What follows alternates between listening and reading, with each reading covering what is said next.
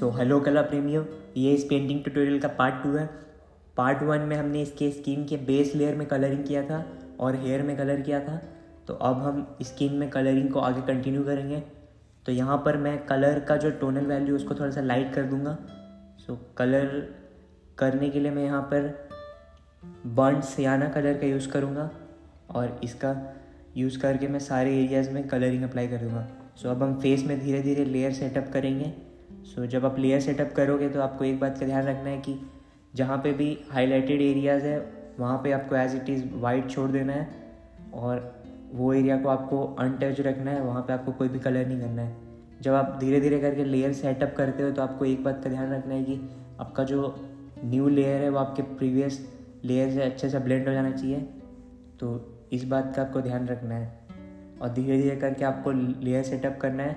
और एक्रेलिक में हमेशा आपको लाइट डार्क टू लाइट जाना है। लाइट को आपको हमेशा लास्ट में करना है, तभी आप उसको प्रॉपरली प्रीवियस लेयर के साथ अच्छे से ब्लेंड कर पाओगे।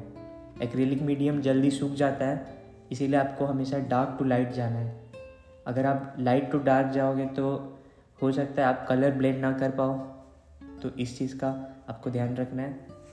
और यहाँ पे कलरिंग के लिए मैं एंगुलर ब्रश का यूज़ कर रहा हूँ, तो इसी तरह से आप भी अपने रिक्वायरमेंट के अकॉर्डिंग ब्रश को चूज़ कर सकते हैं। सो अब हम इसके स्किन का जो लेयर है उसमें थोड़ा सा और लाइट वर्जन का कलर अप्लाई करेंगे। सो यहाँ पे कलरिंग करने के लिए मैं रॉ सियाना कलर का यूज़ कर रहा हूँ। तो इसी तरह से आपको भी कलर को चूज़ कर लेना है अपने रिक्वायरमेंट के अकॉर्डिंग और धीरे धीरे आपको अप्लाई करते जाना है लेयर बाय लेयर।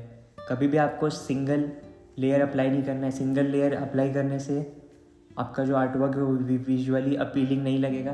तो इसीलिए आपको लेयर बाय लेयर सेटअप करना है, तभी जाके आपका जो आर्टवर्क है उसमें कॉम्प्लेक्सिटी आएगा। तो धीरे धीरे आपको करना है और जो एरियाज़ में आपको लग रहा है जहाँ पे अभी आपको हाईलाइट ऐड करना है और आपको थोड़ा सा और कलर को लाइट करना है, वहाँ पे आप एज इट इज़ छोड़ सकते हैं। जैसे कि आप देख सकते हैं मैंने यहाँ पे छोड़ा है। फिर धीरे धीरे आपको आगे मूव होते जाना है। सो इसी तरह से हम स्किन में धीरे धीरे लेयर सेटअप करेंगे और कलरिंग करेंगे।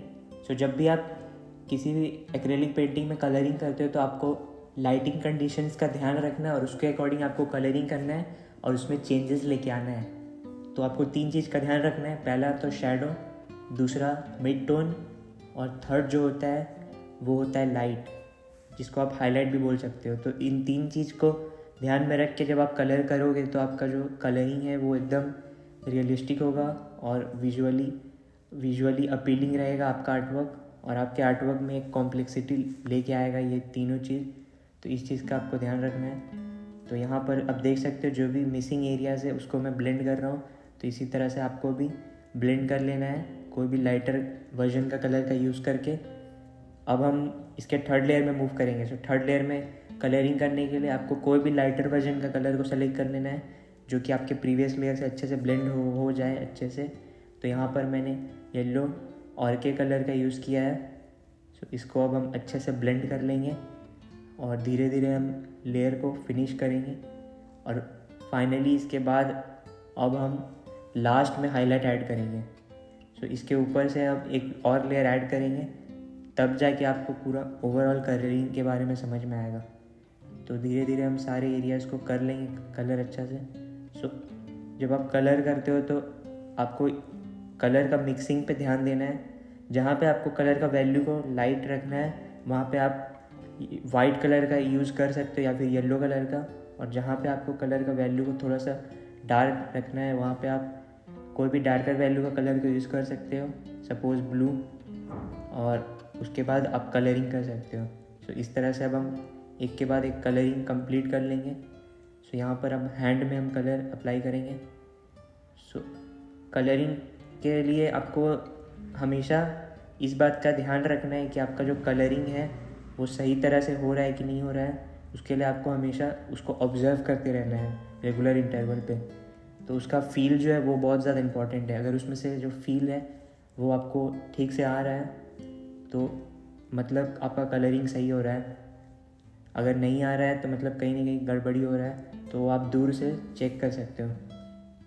सो इसी के साथ अब हम लेग में अच्छा से कलरिंग अप्लाई कर लेंगे और यहाँ पे मैं कलर को ब्लेंड किस तरह से कर रहा हूँ ये आप सबसे ज़्यादा इम्पॉर्टेंट एकदम अच्छे से ऑब्जर्व करिए।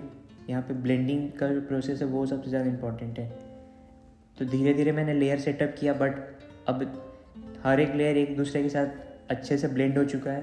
तो ये जो ब्लेंडिंग वाला प्रोसेस है यही सबसे ज़्यादा इम्पोर्टेंट होता है किसी भी आर्टवर्क में। तो इस चीज़ का आपको ध्यान रखना है। मूव होंगे और लेग का जो भी फिंगर्स है उसमें कलरिंग करेंगे। और यहाँ पे मैं कलर करने के लिए एंगुलर ब्रश का यूज़ कर रहा हूँ। आप चाहे तो कोई भी राउंड ब्रश या फिर जो भी आपके प्रेफरेंस के अकॉर्डिंग जो भी सही ब्रश है उसका आप यूज़ कर सकते हो। बस आपको इस बात का ध्यान रखना है कि आपका जो कलरिंग का एक्सपीरियंस है वो सही होना चाहिए और आप जो डेमोन्स्ट्रेट करना चाह रहे हो वो उसमें आना चाहिए। तो ये बहुत ज़्यादा इंपॉर्टेंट है। आप जो भी हम यहाँ पे प्रोसेस रिपीट कर रहे हैं वो आपको एज इट इज़ करना है, ये ज़रूरी नहीं है। आप अपने प्रेफरेंस के अकॉर्डिंग आप सेलेक्ट कर सकते हो आपको जो चीज़ सही लगे। सो अब हम इसके ऊपर एक एडिशनल लेयर अप्लाई करेंगे वाइट कलर का। तो ये एडिशनल लेयर यहाँ पर कलर को रिप्रेजेंट करेगा, जो इस पेंटिंग में कलर फॉल हो रहा है उसी को ये शो करेगा। तो इसको आपको अच्छा से ध्यान में रखना है। सो जब आप कैनवस में काम करते हो तो कलर का ब्लेंडिंग प्रोसेस थोड़ा ईजी हो जाता है। आपको बस जेंटल प्रेशर के साथ ब्रश अप्लाई करते जाना है अपने आर्टवर्क में और उसको धीरे धीरे अच्छे से ब्लेंड करना है। सो यहाँ पर देख सकते हो मैं फेस में जिस तरह से लाइट वाला एरियाज़ में अच्छे से कलर अप्लाई कर रहा हूँ और उसको मिड टोन वाले एरियाज़ के साथ ब्लेंड कर दे रहा हूँ एकदम लाइट प्रेशर के साथ। तो इसी तरह से आपको भी धीरे धीरे एकदम आराम से करना है। सो अब हम फाइनली इसके ऊपर एक डार्क वैल्यू वाले एरियाज़ का एक फाइनल लेयर अप्लाई कर देंगे। और ये आपको सारे एरियाज़ में नहीं करना है, हल्का हल्का बस जो भी डार्कर एरियाज़ है जहाँ पे शैडो है वहाँ पे आपको करना है। तो शैडो वाला पार्ट थोड़ा सा कलर के साथ ब्लेंड हो गया था तो वो शो नहीं हो रहा था, तो इसीलिए इसको हम ऊपर से कलरिंग के बाद एक बार अच्छे से अप्लाई कर सकते हैं। सो ये आप पे डिपेंड करता है, आपको अपने आर्टवर्क को अगर इससे पहले की तरह छोड़ देना है तो वैसे भी आप छोड़ सकते हो, और अगर उसके ऊपर आपको एक और एडिशनल लेयर अप्लाई करना है डार्कर वैल्यूज़ की तो वो भी आप कर सकते हो। फिर इसके बाद अब हम इसको अच्छा से ब्लेंड कर देंगे। सो ब्लेंड करने के लिए अगेन यहाँ पर मैं येलो ऑकरे कलर का यूज़ कर रहा हूँ। सो येलो ऑकरे कलर की जगह आप गोल्डन कलर भी फॉर्म कर सकते हो। सो गोल्डन कलर फॉर्म करने के लिए आपको बेसिकली ब्राउन कलर में कोई भी येलो कलर को मिक्स कर देना है तो उससे फॉर्म हो जाएगा। तो कलर मिक्सिंग का भी आपको ध्यान रखना है। सो इसी तरह से हम अच्छे से ब्लेंड कर देंगे और सारे एरियाज़ में अच्छे से ब्लेंड करने के बाद एक बार वापस से चेक करेंगे कि कहीं पे कुछ मिसिंग तो नहीं है, और उसके बाद हम आगे मूव करेंगे। सो ये कलर जब आपस में ब्लेंड हो जाएगा तभी जाके अच्छा लगेगा। अगर आप इसको रॉ छोड़ दोगे तो ये थोड़ा आर्टिस्टिक लगेगा। तो अगर आपको आर्टिस्टिक रखना है तो आप इसको रॉ भी छोड़ सकते हो।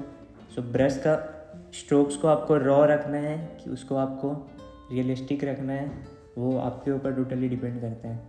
अगर आपको उसको रॉ रखना है तो आप ब्लेंड किए बिना भी उसको छोड़ सकते हो। अगर आपको उसको आर्टिस्टिक रखना है तो आप उसको ब्लेंड कर सकते हो। सो आप धीरे धीरे एक्सपेरिमेंट करके चेक कर सकते हो कि कौन सा चीज़ आपके लिए ज़्यादा सूटेबल है, उसके अकॉर्डिंग आप आगे कलरिंग कंटिन्यू कर सकते हो। सो यहाँ पर मैं इसके ऊपर से एक गोल्डन कलर की एडिशनल लेयर अप्लाई करूँगा। सो ये एडिशनल लेयर बेसिकली इस आर्टवर्क में शाइन लाने के लिए है।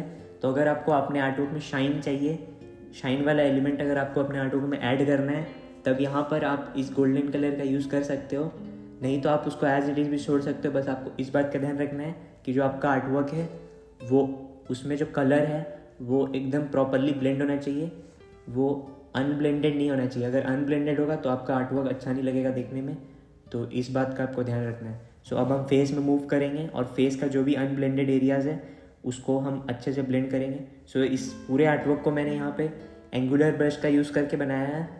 सो अगर आप चाहे तो फ्लैट ब्रश का भी यूज़ कर सकते हो, बट मैंने यहाँ पे फ्लैट ब्रश को टोटली अवॉइड किया है क्योंकि इस आर्टवर्क में बहुत ज़्यादा एजेस था, एज में बहुत ज़्यादा कलरिंग करना था, तो इसीलिए मैंने यहाँ पे एंगुलर ब्रश को सेलेक्ट किया फ्लैट ब्रश के ऊपर। जब भी आप एंगुलर ब्रश का यूज़ करके कोई भी एजेस में कलर करते हो तो आपको बहुत ज़्यादा हेल्प मिलता है। सो ये इसके लिए। सो इसी के साथ अब हम मिलते हैं अगले आर्टवर्क में। So till then keep practising, keep creating, see you in the next video. Live love create. Thank you so much.